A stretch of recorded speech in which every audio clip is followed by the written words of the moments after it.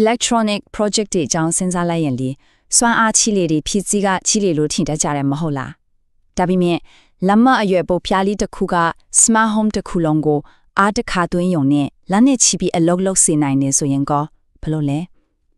အဲ့ဒါပဲဒီနေ့ကျွန်တော်တို့ပြောကြမယ် Code Cell CS6 ရဲ့အစွမ်းပါပဲဒီပိုပြားငယ်လေးကဖန်တီးသူတွေဝါသနာရှင်တွေအတွက်ဘလို့ချီမတဲ့ခုံပြန်ကျော်လွှားမှုတွေယူဆောင်လာပေးတယ်လဲဆိုတာအတူတူချီလိုက်ကြရအောင်ကဲဒီနေ့ဘာတွေပြောကြမလဲဆိုတော့အရင်ဆုံး Code Cell ဆိုတာဘာလဲဆိုတာကနေစမယ်ပြီးရင်မူလဝါရှင်မှာဘလို့အဓိကစိန်ခေါ်မှုမျိုးရှိခဲ့လဲဆိုတာကိုကြည့်မယ်အဲ့ဒီနောက်မှာတော့ CS6 ကအဲ့ဒါကိုဘလို့ဖြည့်ရှင်းလိုက်တယ်လဲဘလို့ခွင့်လန်းတိကြီးပေါ်လာတယ်လဲနောက်ဆုံးမှာတော့ကိုလိုက်စသုံးခြင်းရင်ဘလို့စရမလဲဆိုတာတွေကိုအကောင်ပြောပြသွားမှာပါဟုတ်ပြီဒါဆိုအခြေခံကနေပဲဆက်လိုက်ကြရအောင်ဒီ Code Cell ဆိုတာဘာကြီးလဲလွယ်ပြောရရင်ကိုဖန်တီးခြင်းတဲ့ဘလို့ electronics project အသက်မဆိုတင်းငယ်ပေမဲ့အရန်စွမ်းတဲ့ဥနောက်တစ်ခုလိုပါပဲသူ့ရဲ့အဓိကခေါင်းတော်ကတော့ ESP32 ပေါ့သေးသေးလေးတစ်ခုပါပဲဒါပေမဲ့သူက processor တစ်ခုတည်းမဟုတ်ဘူးနော်ဘက်ထရီအားသွင်းစနစ်ရောအာရုံခံစနစ်10မျိုးကျော်ရောတခါတည်းပါပြီးသားဆိုတော့ project တော်များများအတွက်ဘာမှချက်ဝေစရာမလိုတဲ့ all in one solution တစ်ခုလိုဖြစ်နေတာပေါ့ဒီပန်ဖောင်းကိုတကယ်အသုံးဝင်စေတာကအသုံးပြုရလွယ်ကူလို့ပဲ developer တော်များများယဉ်နီးပြီးသား Arduino ကိုအပြည့်အဝ support လုပ်တယ် Microlink app နဲ့လည်းချောမွေ့ချိတ်ဆက်ပြီး control လုပ်လို့ရတယ်အရေးကြီးဆုံးကဘာလဲဆိုတော့ဒီပို့ကသုံးတဲ့သူတွေရဲ့အကြံပြုချက်ကြီး feedback တွေကိုနားထောင်ပြီးတဖြည်းဖြည်းပိုကောင်းအောင်လုပ်ထားတာမျိုးဖြစ်နေလို့ပါပဲဒါပေမဲ့လေဘယ် product ရဲ့ပကမာမျိုးစက်မဆိုပြည့်စုံတယ်လို့တော့မရှိဘူးပေါ့ဗျာအခု CS6 ကဘာကြောင့်ဒီလောက်ကြီးခုံပြန်ကျော်လွှာမှုတစ်ခုဖြစ်သွားရတယ်လဲဆိုတာကိုတကယ်နားလည်ဖို့ဆိုရင်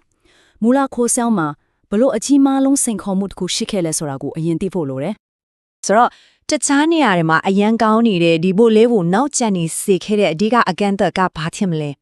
ပြဿနာက तू ဘာတွေလုံးနိုင်တယ်လဲဆိုတာမှမဟုတ်ခဲ့ဘူးပြဿနာက तू ဘလောက်ကြလုံးနိုင်တယ်လဲဆိုတဲ့နေရာမှာဖြစ်နေခဲ့တာအဖြေကတော့ sleep current ပါပဲဒါကဘာနဲ့တူလဲဆိုတော့ဖုန်းကို screen ပိတ်ထားပေမဲ့နောက်ကွယ်မှာ battery တောက်ရှောင်ကြနေတယ်လို့မျိုးပေါ့မူလကို cell ကအသုံးမပြုဘဲအိတ်နေတဲ့အချိန်မှာတော့ power ကိုတော်တော်လေးသုံးနေခဲ့တာအဲ့ဒီတော့ battery နဲ့အလုပ်လုပ်ရတဲ့ project တွေအတွက်ဆိုဒါကတကယ်ပြဿနာကြီးပဲဒီမှာကြည့်လိုက်ရင်ပြဿနာကိုရှင်းရှင်းလင်းလင်းမြင်သွားပါလိမ့်မယ်အရင်က battery တက်တန်ကရပ်ပိုင်းမဲ့ခံနေအဝေးတနေရာက sensor လိုမျိုးအချိန်ကြာအလုံးလုံးဖို့လိုတဲ့ project တွေအတွက်ဆိုရင်ဒါကအဆင်မပြေဘူးလေဒါကြောင့်6ရဲ့ကြီးမှန်းချက်ကနည်းနည်းလေးပိုကောင်းလာဖို့မဟုတ်ဘူးဘက်ထရီသက်တမ်းကိုရပ်ပိုင်းကနေလာပိုင်းအထိကိုခုန်တက်သွားဖို့ပဲဒီလောက်ကြီးတဲ့စွမ်းအင်ချွေတာမို့ကိုသူတို့ဘလို့များလုပ်လိုက်တာလဲကဲ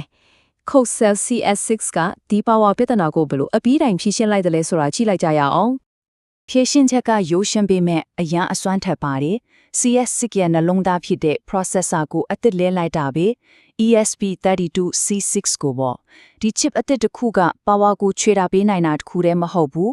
လှုပ်ဆောင်နိုင်စွမ်းအသစ်တွေအများကြီးကိုပါတခါတည်းယူဆောင်လာခဲ့တယ်ဒီဇာလေးကိုကြည့်လိုက်တာနဲ့ဇလန်တစ်ခုလုံးကိုမြင်သွားပါလိမ့်မယ် processor က ESP32C3 ကနေ C6 ကိုပြောင်းသွားတယ် memory ဆိုရင် 4MB ကနေ 8MB နှစ်ဆတုံခုန်တက်သွားတာ Wi-Fi ပိုင်းမှာလည်း Wi-Fi 6 Bluetooth 5အပြင်အရေးကြီးတဲ့ Zigbee ပါလာပြီနောက်ဆုံးအဓိကအချက်power ပိုင်းမှာ sleep current ကိုတိတိတသာ short ချနိုင်ခဲ့တယ်အဲ့ဒါကြောင့်ပဲအရင်ကပြဿနာကြီးကိုဖြေရှင်းနိုင်ခဲ့တာမို့ဒီ 8 megabyte ဆိုတာကိုခဏလောက်အာရုံစိုက်ကြည့်ရအောင်memory ကို20တိုးလိုက်တယ်ဆိုတာကတာမန် upgrade တစ်ခုမဟုတ်ဘူးเนาะဒါကဘာကိုဆိုလို့တလဲဆိုတော့အရင်ကချက်ပိုကြီးပိုရှုပ်ထွေးတဲ့ project တွေကိုလုပ်နိုင်လာပြီဆိုတဲ့အဓိပ္ပာယ်ပဲ Okay memory ပိုများလာတော့လက်တွေ့မှာဘာကျိုးရှိလဲပိုကြီးတဲ့ library တွေတုံးလို့ရလာမယ်လွယ်ကူ update လုပ်ဖို့ boot loader တစ်ခုထည့်လို့ရလာမယ် memory အများကြီးလို့တဲ့ extended sensor တွေနဲ့ချိတ်ဆက်နိုင်လာမယ်တိုးပြောရရင်ကိုယ့်ရဲ့စိတ်ကူးတွေကို memory မလောက်မှစိုးရင်ကြမလို့တော့ဘူးပေါ့ဟုတ်ပြီ text pack တွေအကြောင်းတော့ပြောပြီးပြီအခုစစ်လို့ရှက်အစရာအကောင်းဆုံးပိုင်းကိုရောက်လာပြီဒီစွမ်းအားအသက်တွေနဲ့တကယ်တမ်းမှဘာတွေလို့ရမှာလဲအကြီးမားဆုံးအပြောင်းလဲတွေကတစ်ခုကတော့ Zigbee ပါလာတာပါပဲ Zigbee ကိုမပြီးသေးတဲ့သူတွေအတွက်ပြောရရင်ဒါက low power smart home device တွေအတွက် standard တစ်ခုလိုပဲ sensor တွေမီးလုံးတွေတစ်ခုနဲ့တစ်ခု battery အကုန်သက်တာပြီးစိတ်ချရအောင် check set တဲ့ protocol တစ်ခုပေါ့ home assistant လို့ platform နေနဲ့ဆိုတကယ်ကိုအကိုင်းကြီးဆုံးပဲအဲ့ဒါပါပဲ CSS ကိုတကယ်ထူးခြားစေတဲ့ချက်ပဲ Wi-Fi 6 Bluetooth 5ပြီးတော့ Zigbee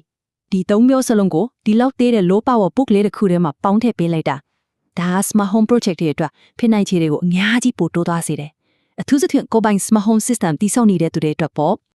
ဒါမဲ့ feature အသက်တွေချီရဲမဟုတ်ဘူးနော်မူလာပုတ်ရဲ့ hardware ပိုင်းအားတာချက်တွေလည်းဒီအတိုင်းရှိနေတော့မယ် GPIO pin 6ခုအဲ့ဒီ6ခုလုံးကို PWM အဖြစ်သုံးလို့ရတယ်3ခုကိုတော့ ADC အဖြစ်သုံးနိုင်တယ်ဆိုတော့ကို project တွေကိုလက်တွေအကောင်အထက်ဖော်ဖို့လိုအပ်တဲ့ connection တွေအကောင်ဆုံးပါပြီးထားမယ်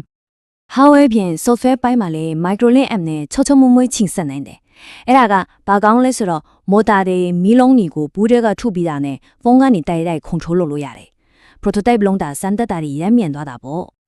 ကဲဒီလောက်ဆိုရင်တော့စိတ်ကူးရရပြီးကိုယ်တိုင်ဆန်းလုပ်ကြည့်ခြင်းနေလောက်ပြီးတရင်ကောင်းကတော့ကိုယ်ဆဲ CS6 နဲ့စတင်ရတာကအရန်ကိုလွယ်ပါတယ်ဘိုးဖွင့်တာကနဲ့ပထမဆုံး project ကို run တဲ့အထိဘယ်လိုလုပ်ရမလဲကြည့်လိုက်ကြအောင်ဘူးထဲမှာဘာတွေပါမလဲဆိုတော့ CS6 ဖို့အတိကပါမယ်ပြီးတော့ကွန်ပျူတာနဲ့ချိတ်ဖို့ကဲပဲ pin header တွေ web ဦးတွေစားဖို့လိုအပ်တာအကုန်ပါပါမယ်လိုအပ်ရင် live ဖို့ battery ကိုပါတစ်ခါတည်းရွေးချယ်မှယူလို့ရတော့ project တွေကိုချက်ချင်း portable လုပ်လို့ရတာပေါ့စားသုံးဖို့ကတကယ်ကိုလွယ်ပါတယ်1 2 3ဒီ3စင်ပဲပထမဆုံးပုတ်ကို USB နဲ့ကွန်ပျူတာမှာထိုးမယ်ဒုတိယ Arduino မှာ COM port နဲ့ post setting ကိုရွေးမယ်တတိယပေးထားတဲ့ code example တွေကိုစပြီးလေ့လာလို့ရပြီမိနစ်ပိုင်းအတွင်းမှာပဲအားလုံးအဆင်သင့်ဖြစ်သွားမှာပါ Smart Home ဝါဒနာရှင်တွေအထက်ပို့ပြီးလွယ်အောင် Home Assistant နဲ့တရိုက်ချိတ်ဆက်ဖို့တည်တံ့ code example ၄ခုတောင်ပေးချသေးတယ်ဒါကြောင့်ကိုပိုင် custom sensor တွေလုပ်တဲ့အခါအစကနေခေါင်းစားနေစရာမလိုတော့ဘူးပေါ့ အခုပြောခဲ့တာတွေအကုန်လုံးအပြင် tutorial တွေ community နဲ့ချိတ်ဆက်ဖို့ပြီးတော့ဒီဘိုးကိုဝယ်ယူဖို့အတွက်လိုအပ်သမျှအရာလုံးကို microbus.io/course မှာတနည်းအားဖြင့်ရှာလို့ရပါတယ်ကဲဒါဆိုနောက်ဆုံးမေးခွန်းတစ်ခုကိုရောက်လာပါပြီလနဲ့ချီခမ်းတဲ့ battery smart home နဲ့တိုက်ရိုက်ချိတ်ဆက်နိုင်စွမ်းဒီလိုတင်းငယ်ပြီးအစွမ်းထက်တဲ့ဒူးတစ်ခုလက်ထဲမှာရှိနေပြီဆိုတော့ဘလို့အံ့ဩစရာကောင်းတဲ့ smart device အသစ်မျိုးကိုဖန်တီးကြည့်မလဲ